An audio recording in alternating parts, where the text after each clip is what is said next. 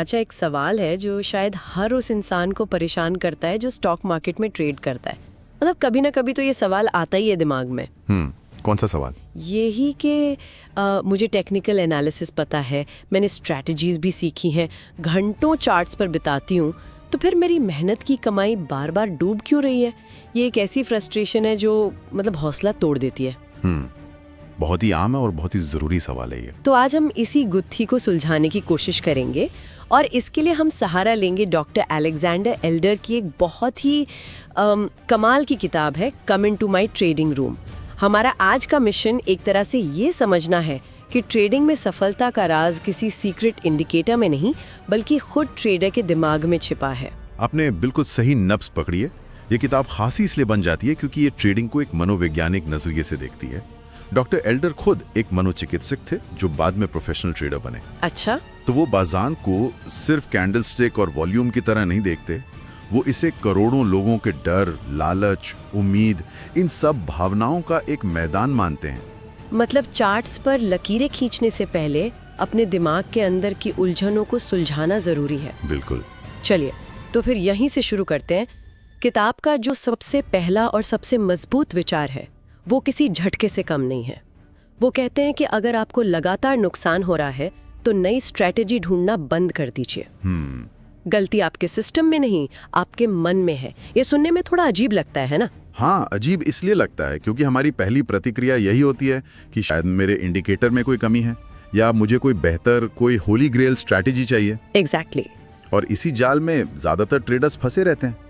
लेकिन बाजार कोई गणित का सवाल तो है नहीं जिसका एक सही जवाब हो। ये तो इंसानी भावनाओं का खेल है। तो मतलब अच्छी स्ट्रैटेजी होने के बावजूद आपके पास दुनिया की सबसे अच्छी स्ट्रैटेजी हो सकती है। मान लीजिए वो 10 में से 7 बार काम करती है।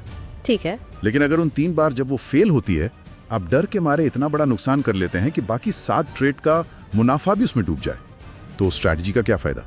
सही बात है। डॉक्टर एल्डर यही कहते हैं कि बाजार आपको नहीं हराता, आप खुद को हराते हैं, अपने डर से, अपने लालच से और अपने सब्र की कमी से। इसी बात से जुड़ा है किताब का वो कोर आइडिया जिसने मेरी सोच को पूरी तरह से बदल दिया।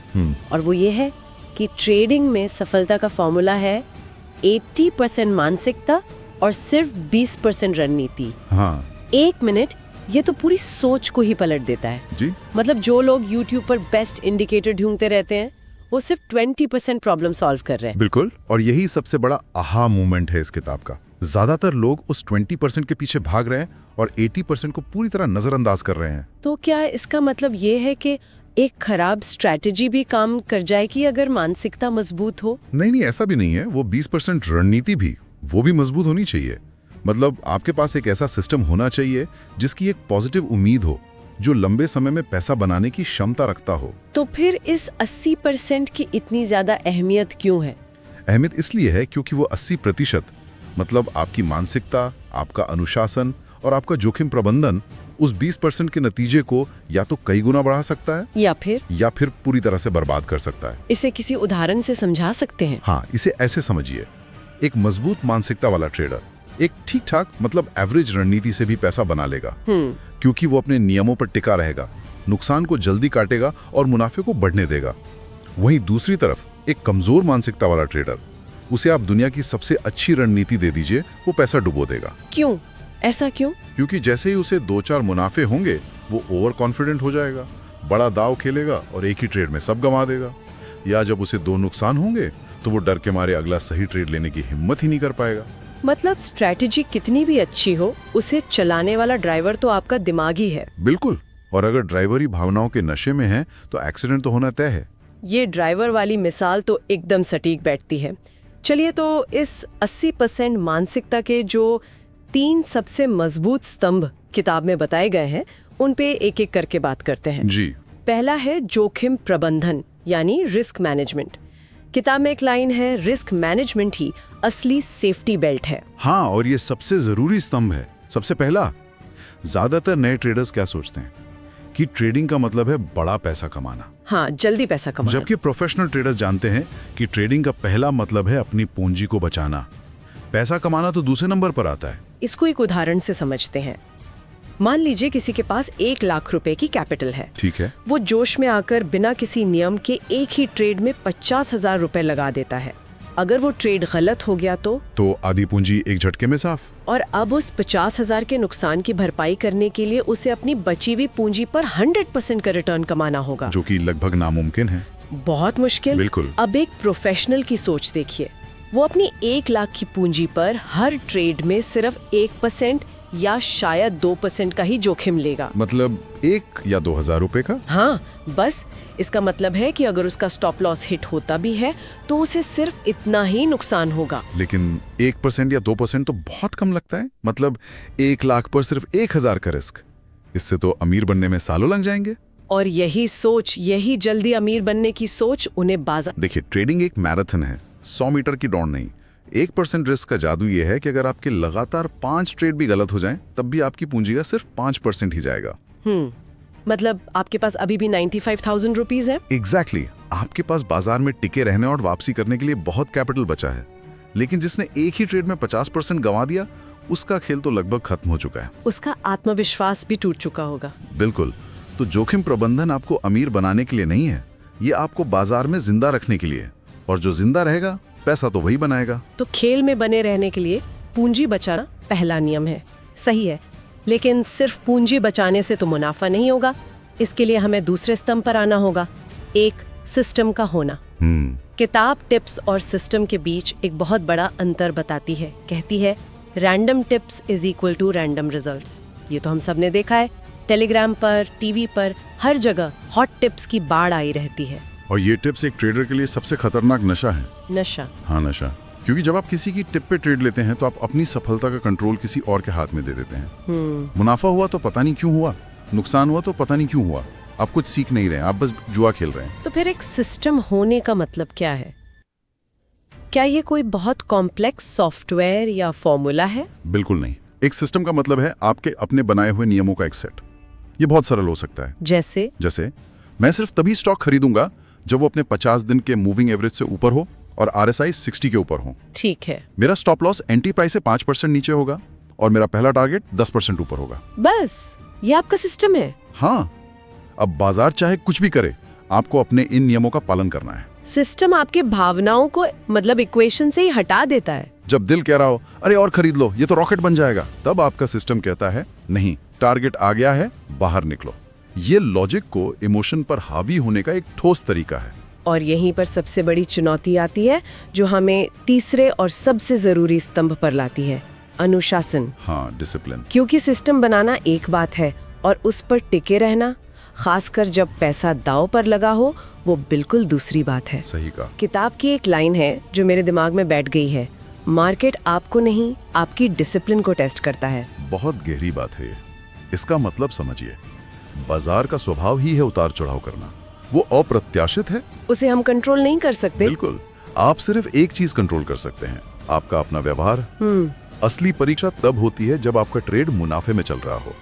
क्या आप लालच में आकर अपना टारगेट हटा देते हैं इस उम्मीद में कि और मिलेगा, या जब ट्रेड नुकसान में जा रहा हो तो स्टॉप लॉस को और नीचे खिसका देते हैं इस झूठी उम्मीद में कि बस अब यहाँ से जरूर घूमेगा? हाँ, यही। एक ट्रेडर है रोहन, उसने एक बढ़िया सिस्टम बनाया है। ठीक। हर ट्रेड में 2% का रिस्क लेगा और 4% पर मुनाफा बुक करेगा। उसे लगातार 3 ट्रेड में मुनाफा होता है। बहुत बढ़िया। अब उसे लगने लगता है कि वो बाजार का बादशाह है, उसे सब समझ आ गया है। इको आ गया। हाँ। चौथे ट्रेड में वो सोचता है इस बार मैं 2% नहीं 10% का रिस्क लूंगा, एक ही बार में बड़ा पैसा बनाऊंगा। अपना नियम तोड़ दिया। अपना नियम तोड़ता है और वही ट्रेड गलत हो जाता है। उसका एक ही ट्रेड का नुकसान पिछले 3 ट्रेड के मुनाफे को बहा ले जाता है। और यही होता है असल में। बाजार ने रोहन को नहीं हराया, रोहन के अनुशासन की कमी ने उसे हराया। आपने पूरी किताब का सारे से कहानी में बता दिया। बाजार एक आईने की तरह है, वो बस आपके अंदर के डर, लालच और अनुशासनहीनता को आपको वापस दिखाता है। जो इंसान अपने बनाए नियमों का पालन नहीं कर सकता, बाजार उसे सजा देता है। इसलिए अनुशासन ही असली लीडिंग इंडिकेटर है। इन तीनों स्तंभों को, रिस्क मैनेजमेंट, सिस्टम और अनुशासन, एक साथ जोड़ने के लिए किताब एक बहुत ही सरल लेकिन गेम चेंजर टूल बताती है। और वो है एक ट्रेडिंग जर्नल बनाना। सच कहूं, जब मैंने पहली बार सुना तो मुझे लगा जर्नल, ये तो स्कूल के होमवर्क जैसा लगता है। हाँ, आपकी पहली प्रतिक्रिया बिल्कुल आम है।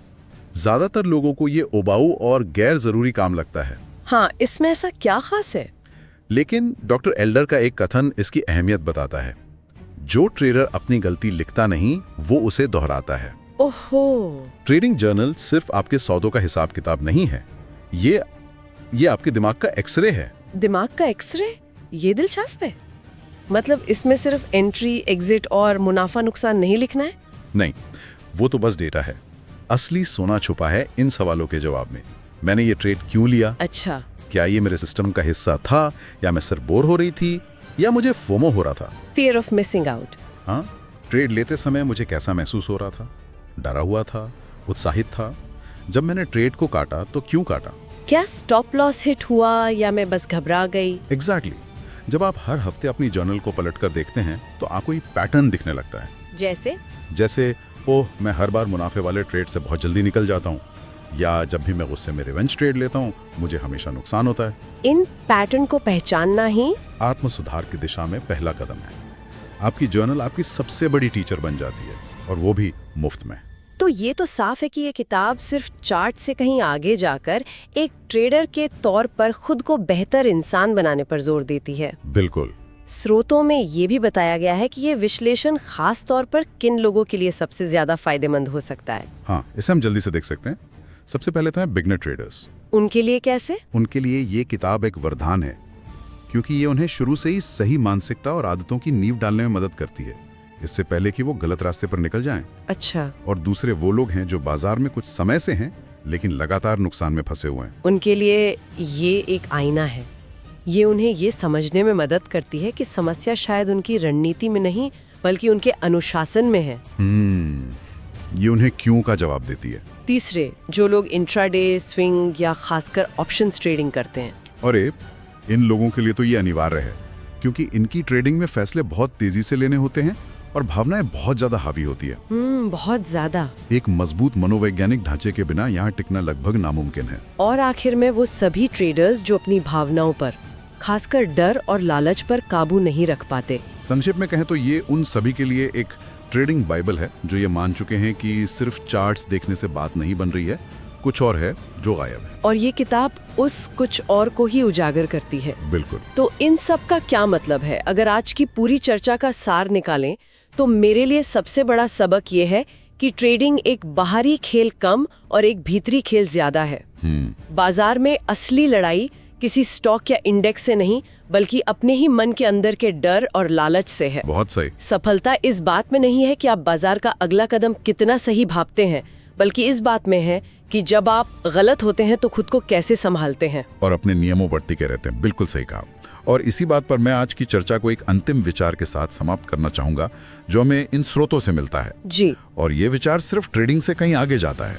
ये जो मानसिकता पहले का 80-20 का सिद्धांत है, ये सिर्फ ट्रेडिंग में ही लागू नहीं होता। अच्छा। जरा सोचिए, जीवन के और कौन से ऐसे क्षेत्र हैं, चाहे वो हमारा करियर हो, हमारे रिश्ते हो, हमारी सेहत हो, या कोई नया कौशल सीखना हो, जहां हमारी सफलता 80% हमारी मानसिकता, हमारे नजरिए और हमारे अनुशासन पर निर्भर करती है, और सिर्फ 20% हमारी बाहरी तकनीक या ज्ञान पर। ये तो सोचने वाली बात है। ये सवाल हमें ये सोचने पर मजबूर करता है कि शायद हम अपनी ज्यादातर समस्याओं का समाधान अक्सर गलत जगह ढूंढ रहे होते हैं।